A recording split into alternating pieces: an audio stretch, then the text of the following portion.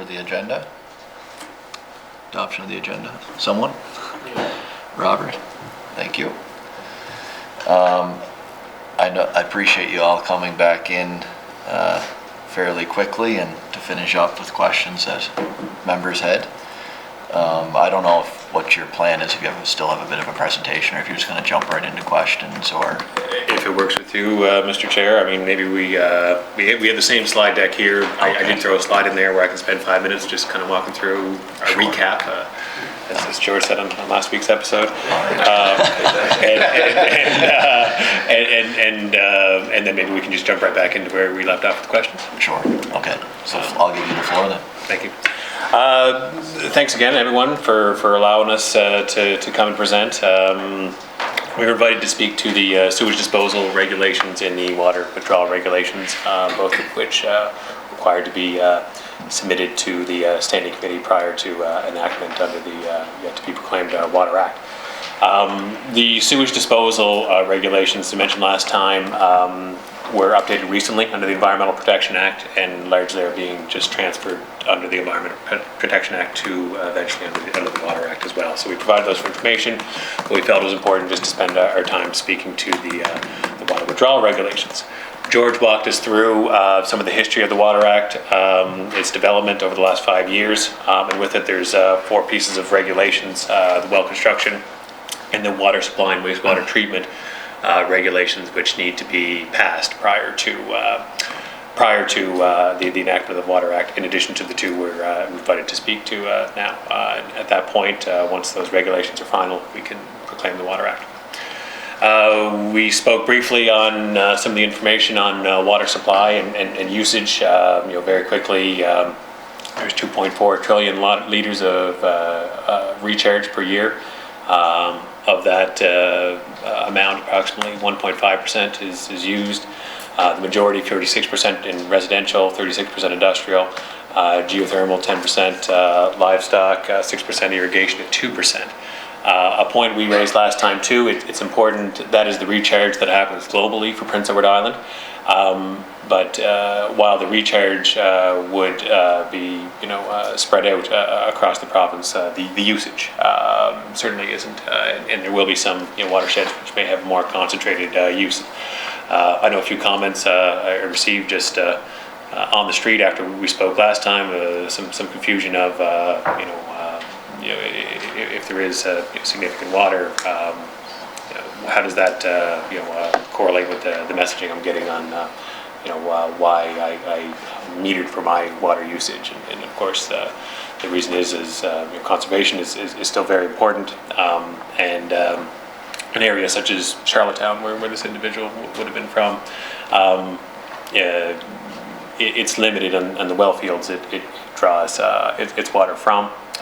So in doing so, it can have more of an impact on some of the surrounding areas of where its well fields are. But conservation, there was a significant movement in Charlottetown over the past 20 years, and certainly that came out, I think, just recently at the end of January, where there was levels where the lowest they were in 20 years.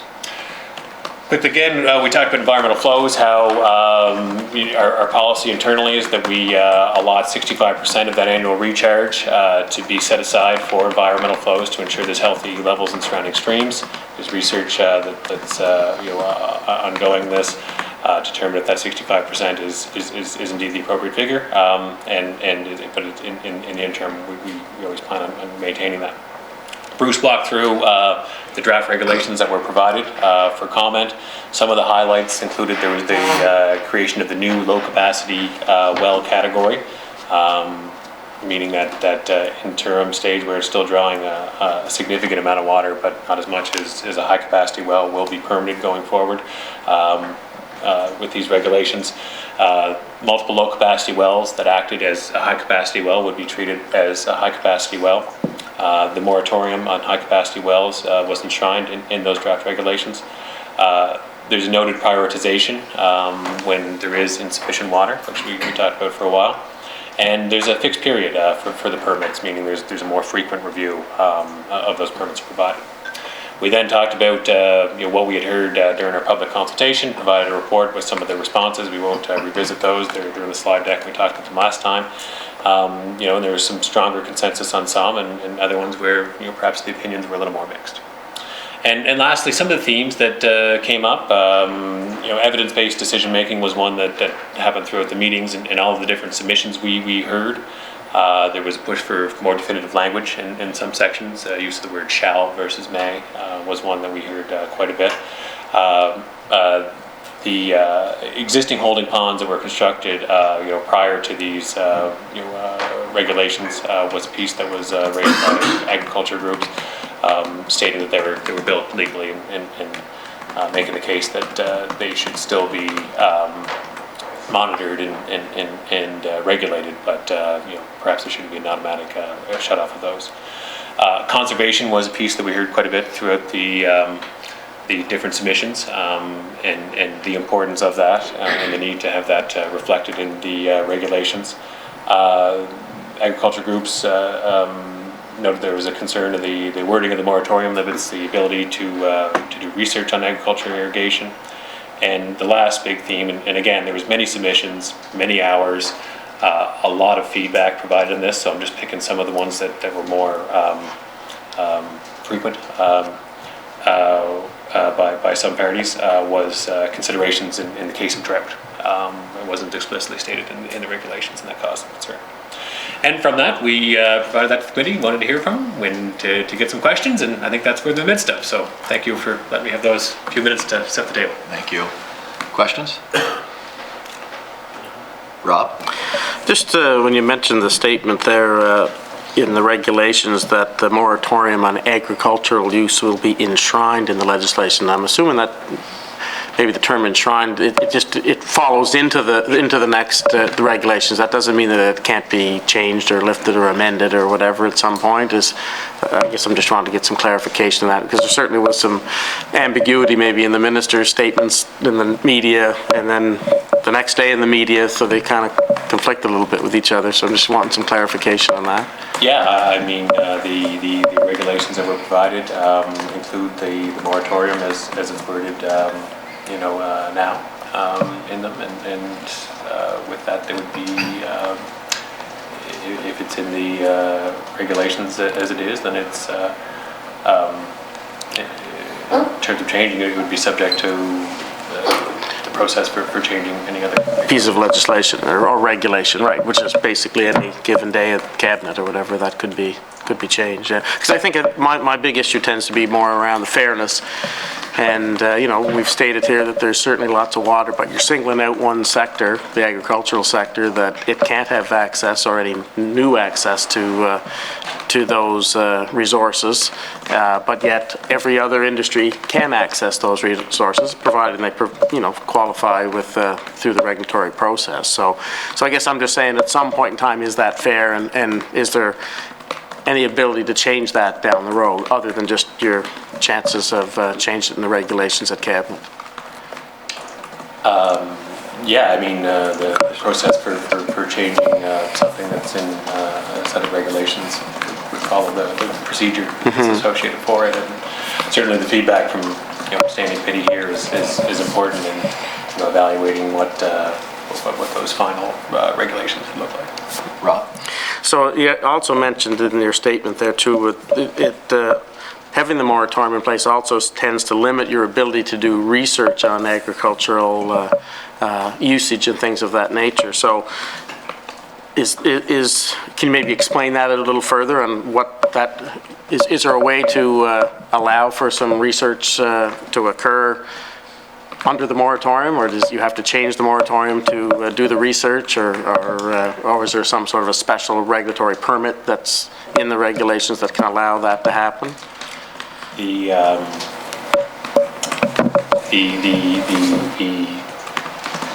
question of that was something that was raised by several groups, and with that, I mean, if the moratorium prohibits irrigation, if there's irrigation involved in the research, then as it's worded in the moratorium, it would prohibit that. Okay. That's fine. Any more questions? Can I just add, I wanted to add to that Yeah. answer. Yeah, so when it comes to research, I mean, the moratorium is on, as you'd mentioned, Rob, new high-capacity wells. So if someone wanted to do research right now, they could use the existing high-capacity wells to do that. But if they wanted, as part of their research proposal, they wanted to put in new high-capacity wells, right now, as it exists today, they couldn't. And the first draft of the water regulations would not allow them to drill new high-capacity wells for research purposes either. Thanks for clarifying. Steve? Excuse me. Thank you, Chair. When a deep water or high capacity well is installed, the water table in the area can drop. Is that correct? Only when the well's pumping. If the well's not pumping, it doesn't do anything to the water table. Okay. Steve? Thank you, Chair. Some of these wells run continuously, as I understand. Is that? Some might, yeah. Some might. Okay, so as such, are there any protection or compensation measures for existing wells in the area running dry that may have been? Very first thing is that in the process of approving a high capacity well, one of the key things, in addition to perhaps numerical modeling and all that, is some basic pump testing, which actually evaluates the shape of that cone of depression when a well is pumped. From that, we can see empirically as well as theoretically what the radius of influence of the well would be. And so our first priority is we would not issue approval for something which was going to cause interference with another well. So that'd be the first thing. If, in fact, there was interference with another well, then the existing regulations, for that matter, would then require the owner to fix the problem, essentially, either reduce the pumping rate, stop pumping, or make some other arrangement with the other person. But our record's actually been extremely good this way. We don't very often see cases of one well interfering with another. But that's one of the key considerations in the past.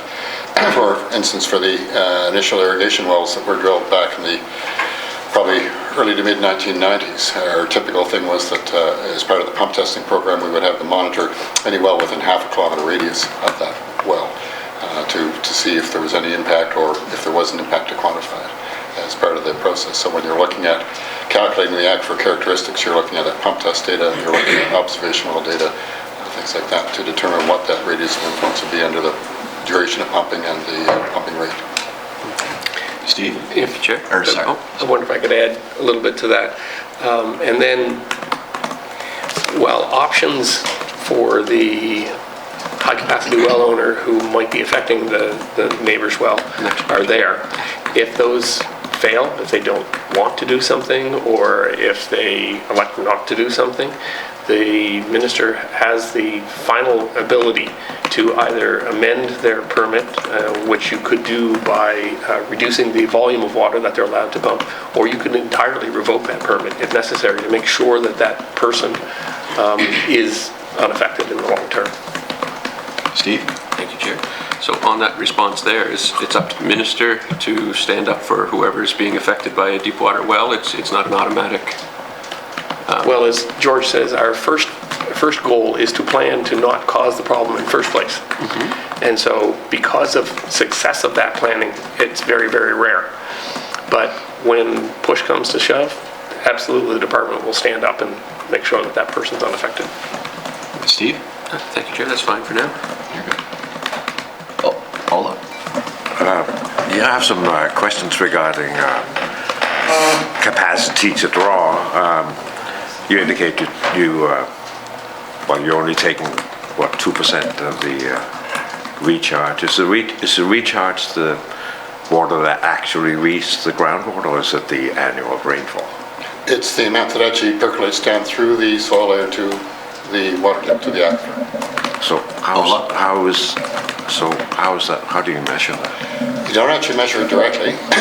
There are a number of techniques, but the most common one is we look at actually the base flow for the water system. So groundwater recharges and then discharges at the end of the flow system.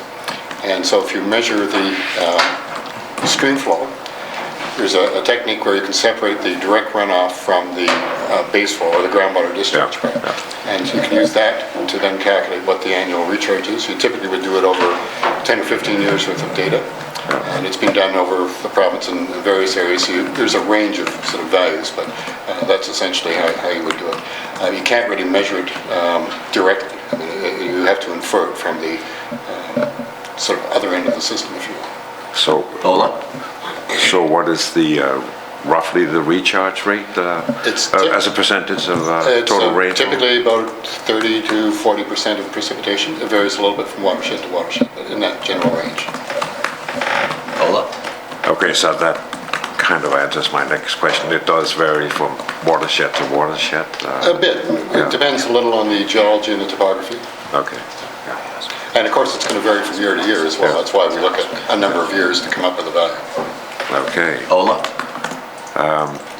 So I have a little bit of difficulty speaking about these cubic meters per day and what's actually falling down. Can you give a rough idea, like cubic meter per acre or something like that, that's allowable, just to give a feeling for how big a well field is? I'm not sure if I could do the math in my head for something like that.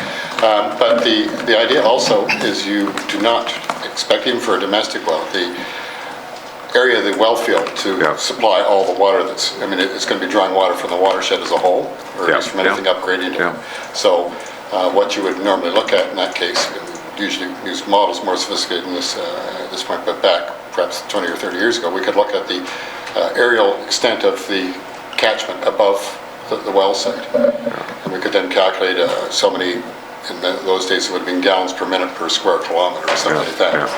And I think if I recall back in that period, and that was based on 50% of recharge as opposed to 35% of base flow, but it was something like 70 gallons per minute per square kilometer of catchment area, something in that range. Ola? Did you say 70 cubic meter per? No. Again, this would be back about 20 years ago when I was about this stuff, but we'd look at something like 70 gallons per minute as a flow rate per square kilometer would be a sustainable, would represent about 50% of the recharge on an annual basis. Ola?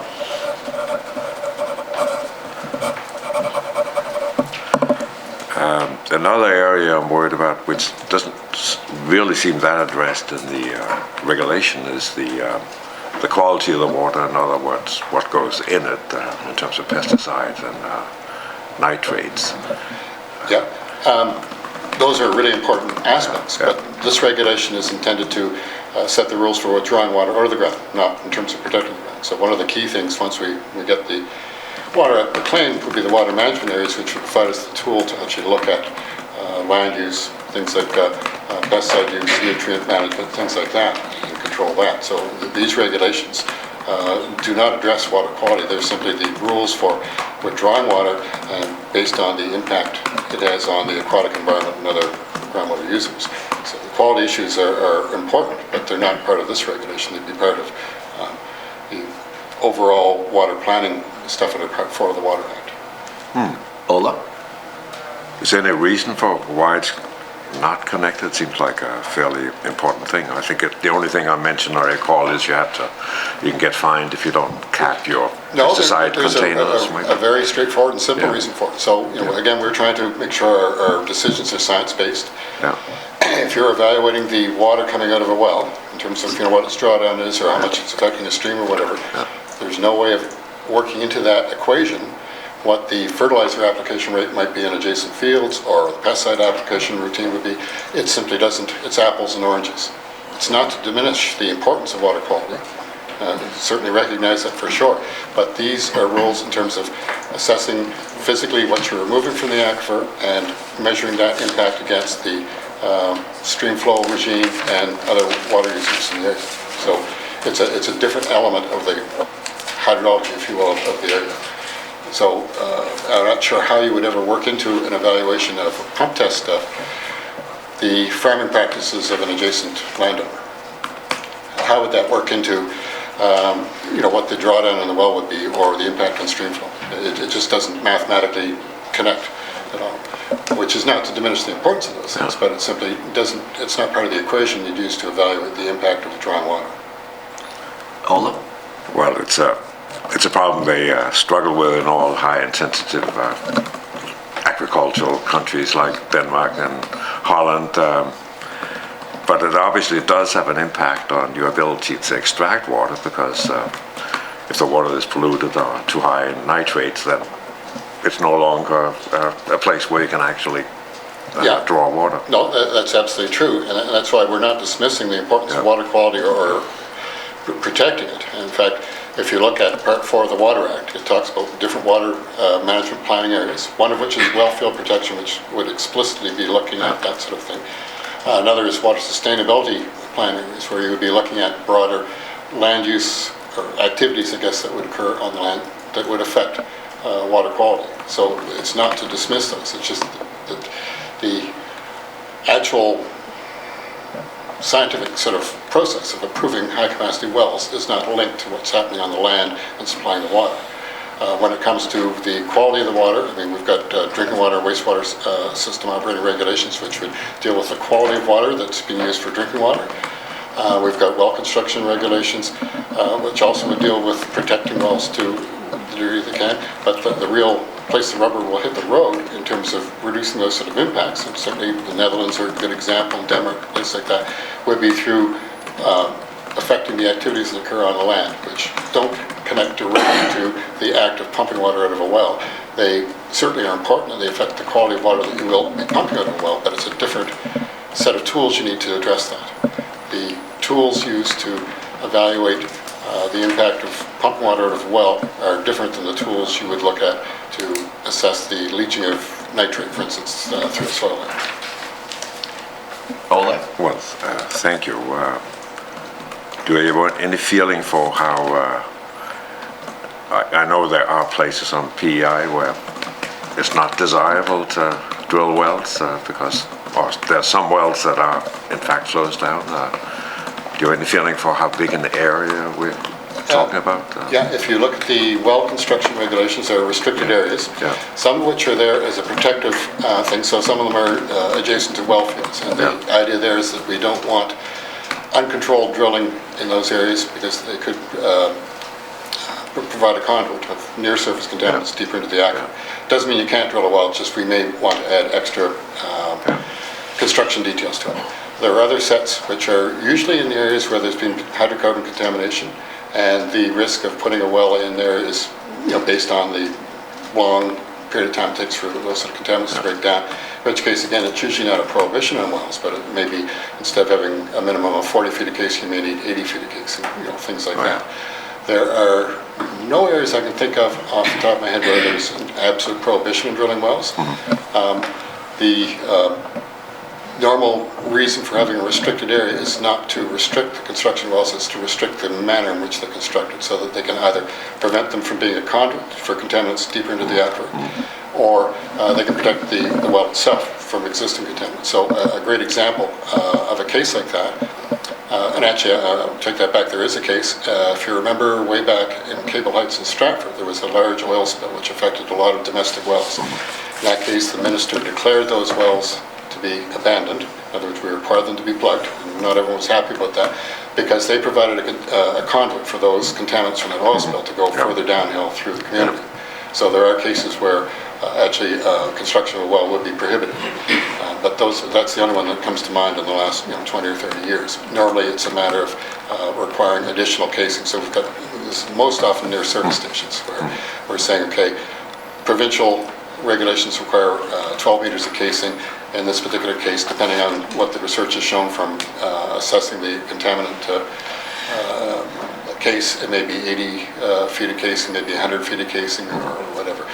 It's designed on a site-specific basis based on the evaluation of the contamination at the time. Very good. Ole?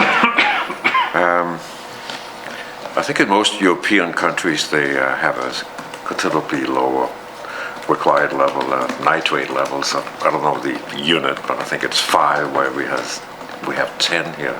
Can you comment on that and how close we are to the actually, to the 5 in our area?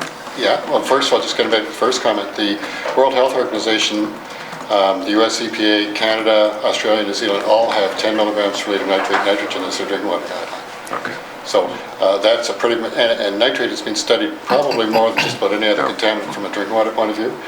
Now, in terms of targets for nitrate levels in groundwater or in surface water, that varies a lot. So typically when we've looked in PEI, We have certainly looked at, one way you can look at it is if you look at an average, say, of 5 milligrams per liter nitrate in a watershed as a whole, you probably have something in the range, don't quote me on the statistics, but perhaps 10% of wells might exceed the guideline. If you've got an average of 3, maybe 2% would exceed the guideline. So you can look at it stochastically in that sort of sense. In addition to that, and sort of setting targets for watersheds, we can look at the impact on surface water quality. So nitrate's conservative in our environment. We don't get denitrification. So nitrate that reaches the water table is going to eventually follow the flow system and discharge into surface water. There we're not concerned about a concentration. We're worried about loading of nitrogen to the estuary. And so in that case, it depends very much on the specific estuary. And Bruce's crowd has done a lot of work at looking at that. So you might have a target for a watershed where the desired groundwater level of nitrate might be unrelated entirely to drinking water. It may be related to the overall loading to the estuary. So maybe Bruce would want to... Yeah, there actually are a fair number of PI estuaries where would drive that target lower than what the drinking water goal would be. And most of those would be on the north side of Prince Edward Island where the tidal range is lower. Okay, thanks for now. Sorry. Yeah. You're good? Yeah, I'm good. Rob? Oh, yeah, okay. Just Sorry, Rob. There's something I wanted on Steve's questions earlier. You'd mentioned about how can wells impact other people's wells in the same area, and I just want to be very clear. If someone has a problem with their well and they think it's related to other wells of any type in the area, please report it to the department, and so we can look into it. And like they were saying, it's extremely rare that anything has been reported where somebody has a well that's been impacted, they think, by other wells. So make sure, just everybody listening out there, if you think you have an issue with that, report it into our department. We'll investigate and take appropriate action. Rob? Yeah, thanks. I was just going to go back to some of my previous questions just regarding the agricultural moratorium. There's been a number of farm groups that have made some statements in the news recently regarding the legality and the discrimination that seems to be occurring to their particular industries. Maybe the minister have you sought a legal opinion to your ability to enforce a moratorium over a period of time? Because once again, I think the evidence is there that the science would say that there's no real reason. There's many other high-capacity well usages that would use way more water than what agriculture would use, yet you still keep that moratorium in place. And I'm just wondering if there is a legal challenge, what's your opinion on whether it can be maintained? Can I? Sure, Brad, yeah. The comment I think you're making reference was part of the Potato Board's submission, which is online. For our on midst of all of our conversation, and just to clarify, I don't think they were threatening any sort of legal action, which corrected. I think it was just a matter of questioning whether. Questioning, I think, would be a fair word. Yeah. The question of some legal opinion. No, we haven't, but it's one that we pride ourselves with working with all different stakeholders. So I think that's the point. Rob? So if there was a legal challenge, what would be the process that would have to go through? Would it be something that you would defend or not defend, or would you try to make some sense of fairness should that challenge occur? I mean, I would have to say you'd have to be somewhat prepared for that inevitability. At some point in time, it is a moratorium. It doesn't say it's an outright ban. It's something that, at some point in time, once the information, I think everybody's been patient to say, we're trying to get the facts, the science, the information. But at what point does all the evidence dictate you're singling out one particular industry that I would say the production of food should be a rather higher priority, like I mentioned before, that maybe greens and golf courses and things of those nature. So, and it is an acceptable agricultural practice throughout the world. Although I mentioned there's a lot of irrigation in Europe, but yet Prince Edward Island is the one place that it's not. Sorry, so the question would be of how we approach that. Would you defend that legislation or the moratorium, or would you fight the challenge in court, or what would be your? inevitabilities to what you do, or would you just try to change the regulations to make it compliant and not be discriminatory to one particular sector over another?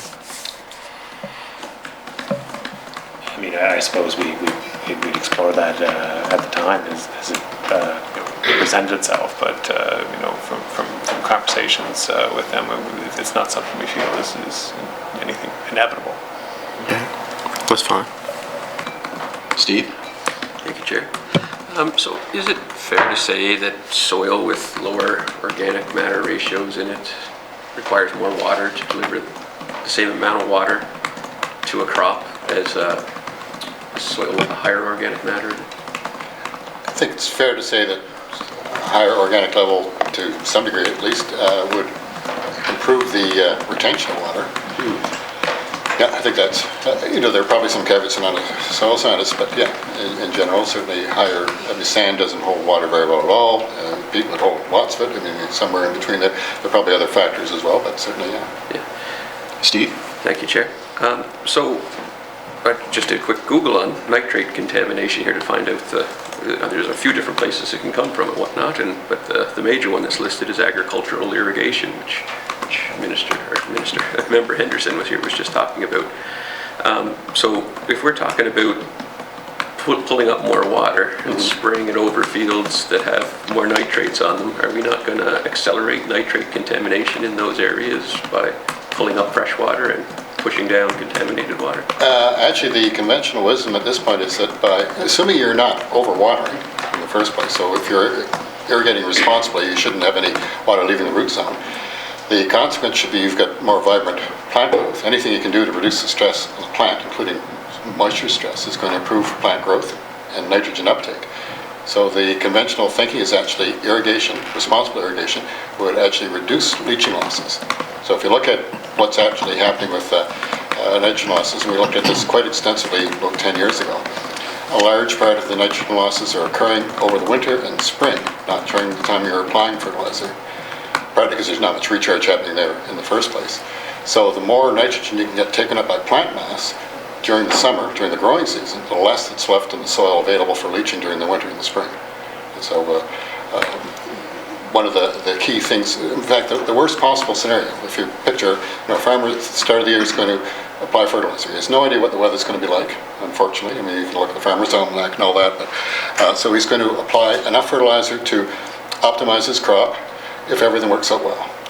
If you got a really dry year and the crop's only half the size that you were hoping it was going to be, then you've got all that nitrogen sitting there in the soil. Comes the fall or the winter or the spring, and you've got no more plant activity to use up that nitrogen, and you start getting recharge, and that nitrogen is going to go down to the aquifer. And we've looked at that in a number of different ways, and it's now a fairly well established principle. So really, if you want to control nitrate leaching to the water table, the period you should be interested in is what's happening after the growing season, not during the growing season. Anything you can do in the growing season to improve plant growth is going to reduce the amount of nitrogen left, residual nitrogen in the soil to leach. Steve? Thank you, Chair. So what I'm kind of hearing there is if we had that higher organic matter, if we're dealing with a field with low organic matter, the higher organic matter is going to retain the water better and give you better plants and just be better overall as well. This is also implicit in what you're stating there as well. Yeah, there's no question soil organic matter is an important element in terms of crop growth for a whole variety of reasons, not just water retention, but yeah. Steve? Nitrate uptake as well. Not sure in terms of nitrate uptake. A large part of the nitrate that's made available is actually from the soil organic matter pool in general, but I'm not sure exactly what part. That would be a question more for a soil scientist, I guess, to answer. Steve? Thank you, Chair. That's good. You're good. Any more questions? No? I'm just curious, how much water do cruise ships use when they... I've just been asked that question a few times.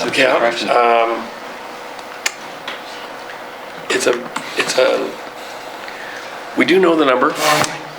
I don't have it in my memory bank. I'm not sure if either of you two do or not, but it's a very low volume, and I hesitate to pick a number because I don't want to be wrong. But I can assure you that the way it works is that they come into port. Some of them take water, some of them don't. It all comes from the Harbor Authority, who of course purchases it from the City of Charlottetown. And that when we have looked at, we've obtained from the Harbor Authority the amount of water that they've put out and figured it out for the number of ships that are in play. And of course, by the way, it's only the ships that actually dock, because extra ships that are out in the harbor obviously don't take on water. And what we've found is that it's a very small percentage of Charlottetown's water usage, and in no way, shape, or form affects the amount of water that we would permit to Charlottetown, nor does it affect, is it enough to have any measurable effect on the water supplies that Charlottetown gets. It's a great question, though, and it's something I know I've heard a bunch, and I think it came up a bit through the different consultations. We can get the number back. Okay. And I guess, has there ever been any research proposals that have been submitted that ask for new high-capacity wells for agriculture irrigation? There's been some interest expressed by a researcher at UPEI, which would propose to do something like that. Seeing what the effect would be of irrigation during that dry period, as Bruce mentioned last time. If you had the bookend spring and fall dry period, what the effect is on stream flow, as well as whether there could be an effect on some of the practices. If it could lead to less fertilizer application, could that help with greenhouse gas emissions, things like that? But with the new wells prohibited under the moratorium, it has been approved, obviously, or hasn't gone any further than that. Who is the researcher at UPEI? Mike Van den Heuvel is the one who's expressed some interest in it. Okay.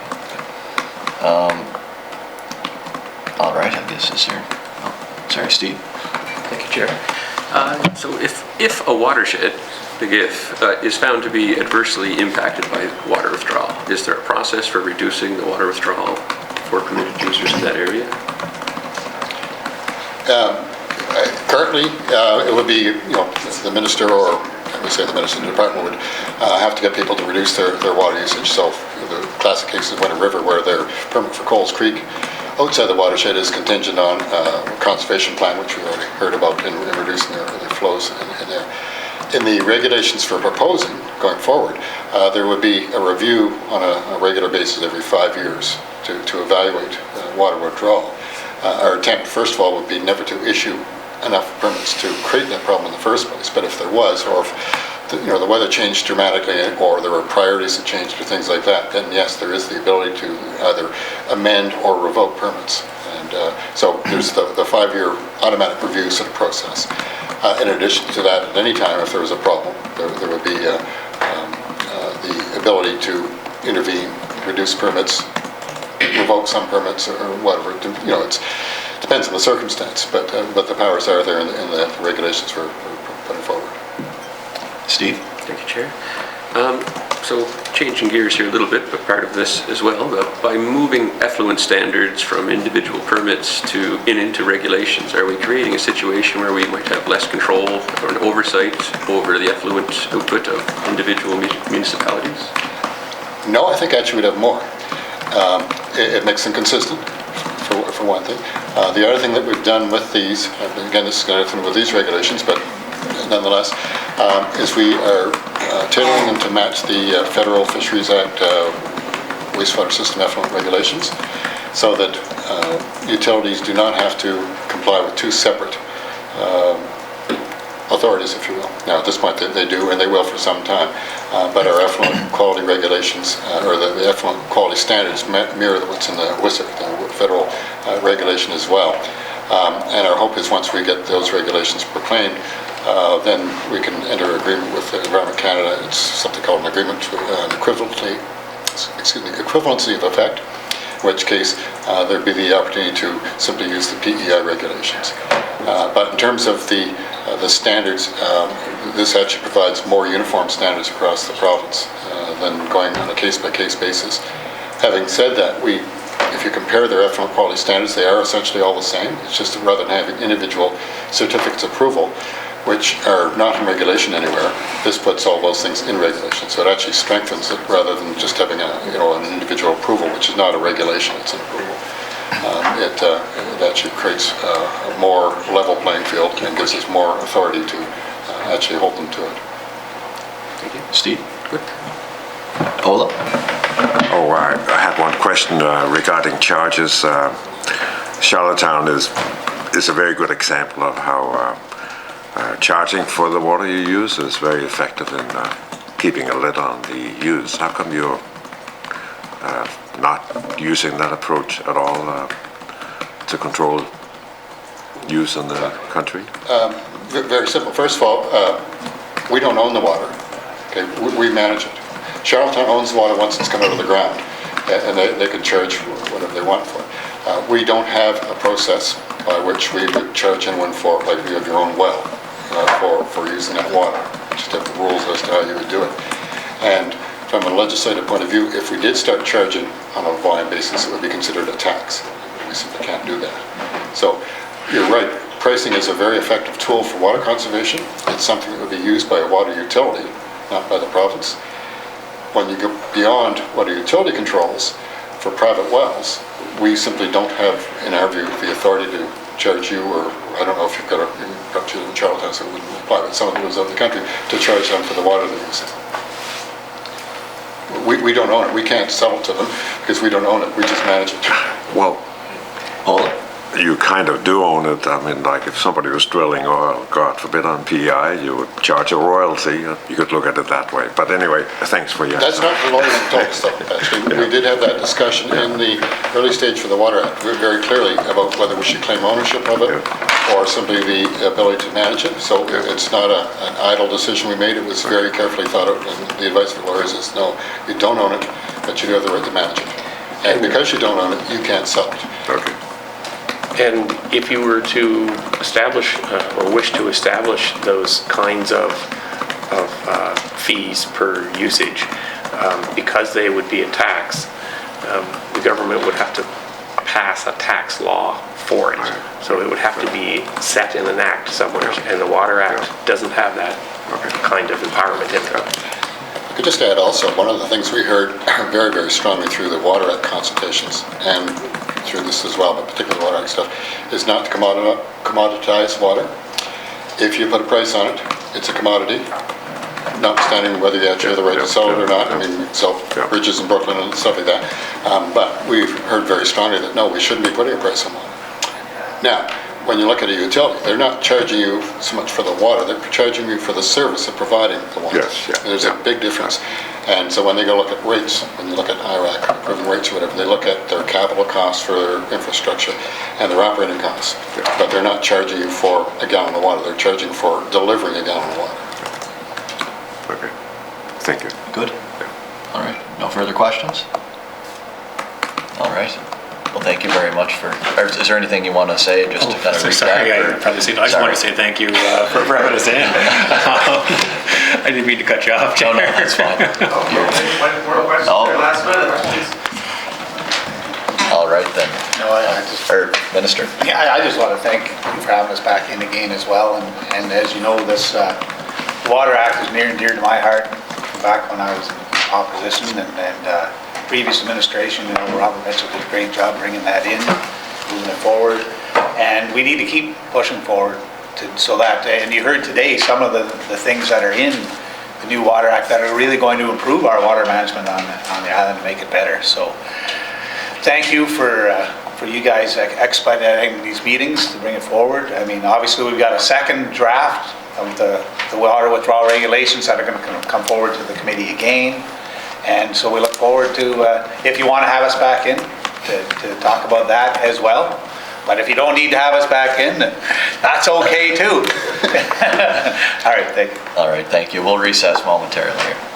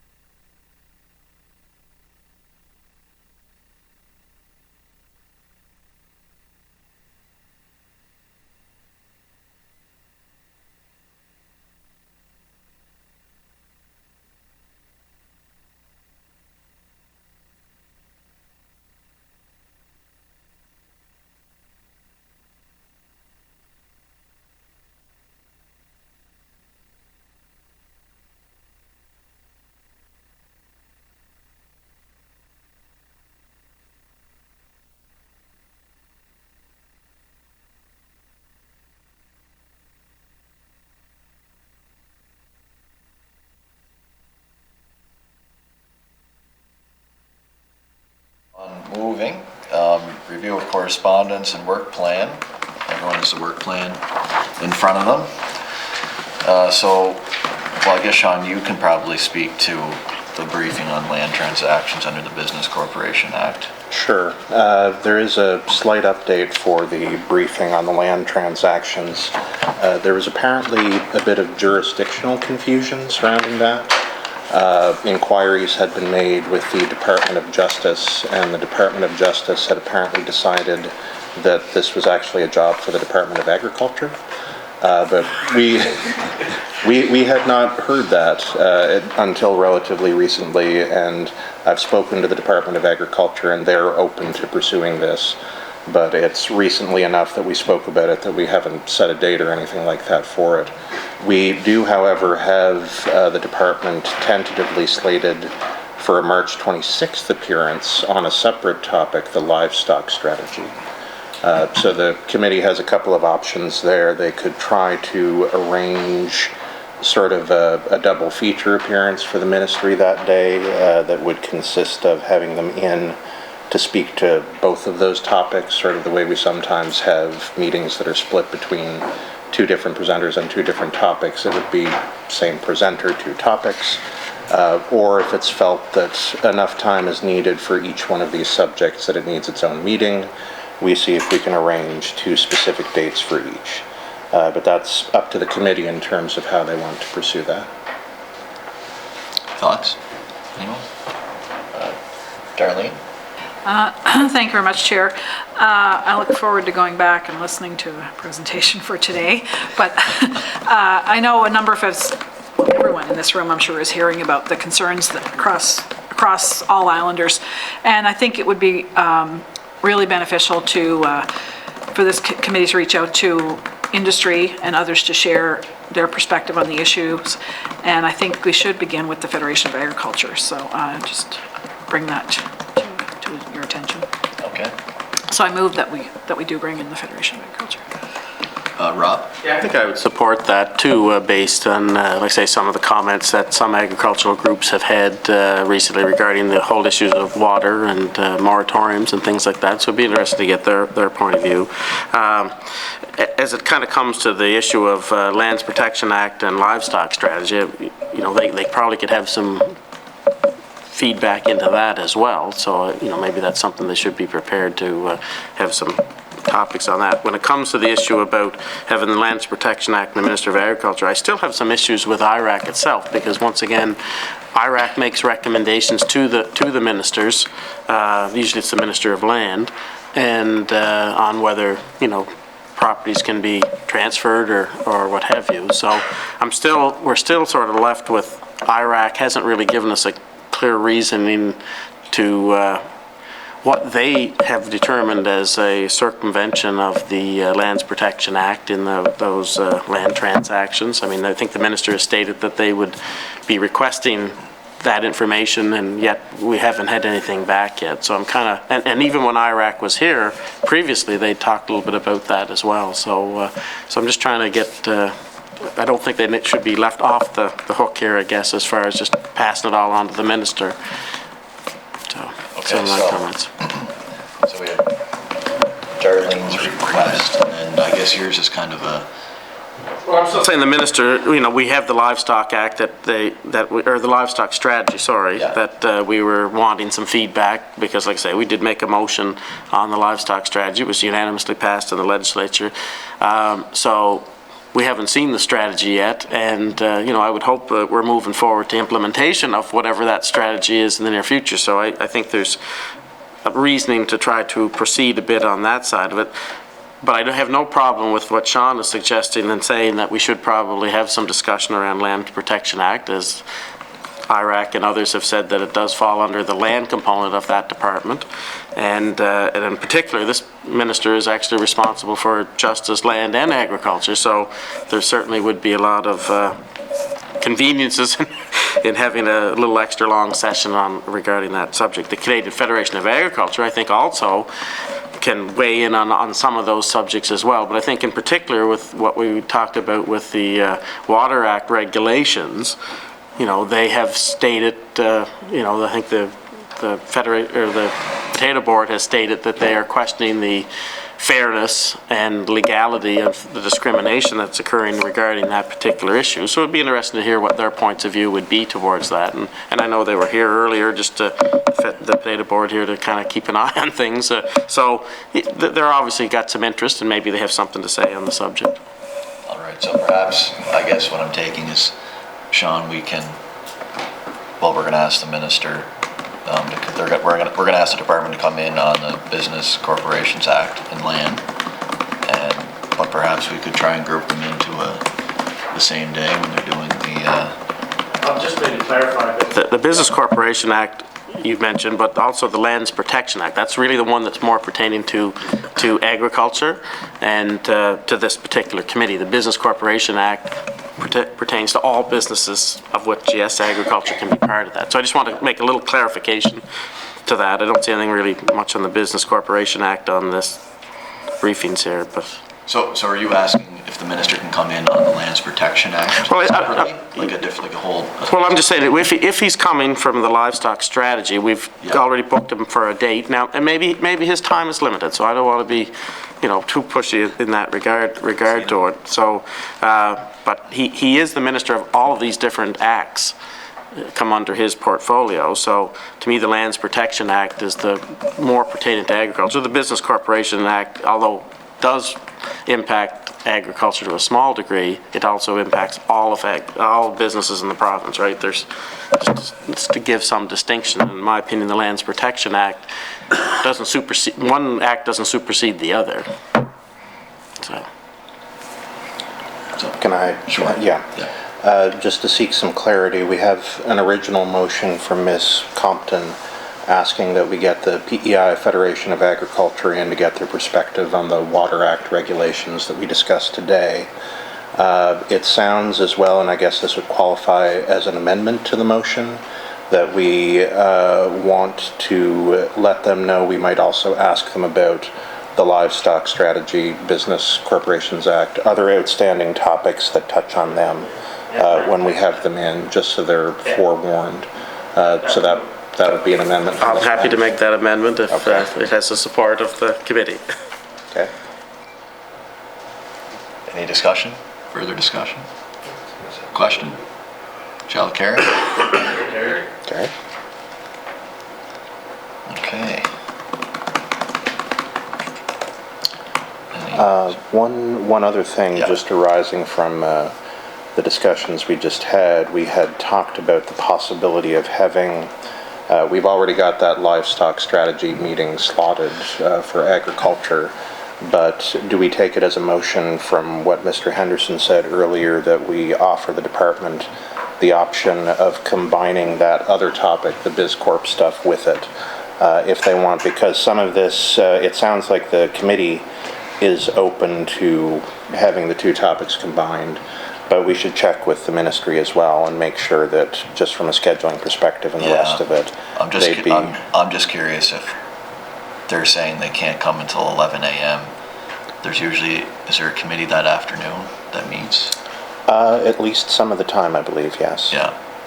And if you're trying to squeeze in two of those, I don't know if that's possible in 2 hours, but.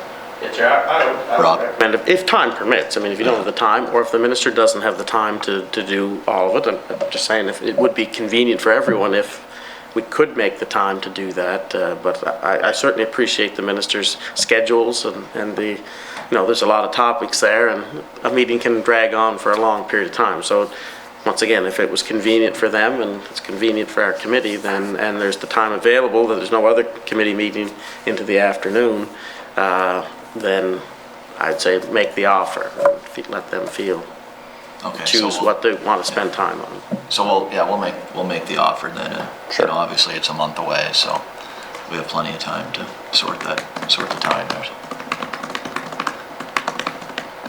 Okay, so. Sorry, Steve? Yeah, different subject, but on IRAC's responsibilities, re-energy regulation, has there been any communication go out to IRAC on? Sorry, on? Well, it's just on our topics that we've suggested here is having IRAC in to talk about energy regulation. I'm just wondering if there's been any sort of movement on that. Sure, I can speak to that a little. That's a topic, I don't think there's been action on that since before I became the clerk for the committee. It was kind of part of the broad list of topics that the committee had agreed to potentially look into in the future, but hadn't set specific dates or specific plans attached to them. If the committee wanted to make, either by motion or consensus today, a specific plan to send out a new invitation letter to them or to try to arrange something specific, we could, but I don't think there's been a recent communication there. Yeah. Well, I'd like to make a motion to send out that invitation to them to come in and speak to us. It's fairly timely because there's a major rate application that's coming up here this late spring, summer, so knowing what's going on there would be very good before that time. And the proposed topic again for IRAC energy regulation, yes? Okay. Any discussion? Shall I carry? Carry? Carry.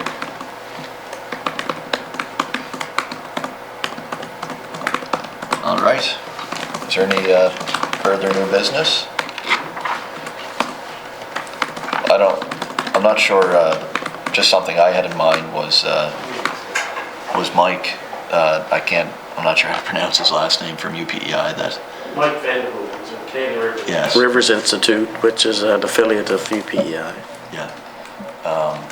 And I know the presenters had mentioned that he had, it sounds like a proposal into the, or some research or whatnot. Would the committee ever be interested in sending an invitation out to him? I don't probably want to, but. Here, just a different, Sorry, Darlene. different perspective on the regulations and how we're moving forward. So just a little clarity there. If we're having the gentleman from UPEI, we'd be talking to him about water regulations of the sort we were discussing today? Okay. See if he's interested in coming in. And do we have either motion or consensus? Consensus? Steve? Oh, sorry, yeah. Consensus? Yeah. Okay. One other thing, if I can, just as a point of clarity. When we were discussing having the agriculture minister in, Mr. Henderson had also mentioned the Lands Protection Act. That wasn't part of the specific topics that we've discussed with them before. When I get back to them regarding the other things we discussed before, should I also raise that with them as something that I'd need instruction from the committee as to whether or not that was added to the request? Rob? Well, I just want to kind of clarify that, to me, the Lands Protection Act plays a bigger role in our committee than maybe the Business Corporation Act. I get that there's some overtones between the two, so I just would say if you're doing something in the Biz Corporation Act, if you're not including the Lands Protection Act, I would question whether it really applies to this committee directly anyway. So to me, they kind of go hand in hand. And plus, I'd also add, it's the same minister for all three subjects. So I would think as I interpret it, that they're separate legislations, but it is the same minister of justice, which is the response for the Business Corp. The Land Protection Act is under agriculture. So I believe it was Michelle that put in Michelle's not on the committee, but Michelle was at that meeting, and I believe one of her caucus members put forward that motion to have someone from the department in on the Business Corporation Act. But I guess I kind of see what your point is, Rob. I'm not... Do we put out an invitation to the department to come in on the Lands Protection Act and perhaps both together? Because there could be questions around both together. They're the same minister. They're under different sections of the minister's portfolio. Yeah. But from an agricultural perspective, they kind of go hand in hand. Steve? That's absolutely true. I mean, the Business Corporation Act is part of the Lands Protection Act. It doesn't really work without the other one working properly. So. All right, so we'll send a letter. So basically, the motion in this case is to add examination of the Lands Protection Act to the existing in-progress request for the Business Corporations Act. Correct? Okay. Good. We have consensus on that? Yeah. I think we just Sorry, have to Darlene. let the minister know, you know, if he might need a different person with him for one versus the other, so just. Yes. Well, Yeah, it's for my own purposes. I'd mentioned earlier that agriculture had expressed interest in seeing what we'd asked for from Justice before. I was figuring when I send them that now, I can include this additional reference to lands protection, so it'll combine the two. Good. Any further new business? No? All right, motion to adjourn. So everyone moves on. All right, thank you.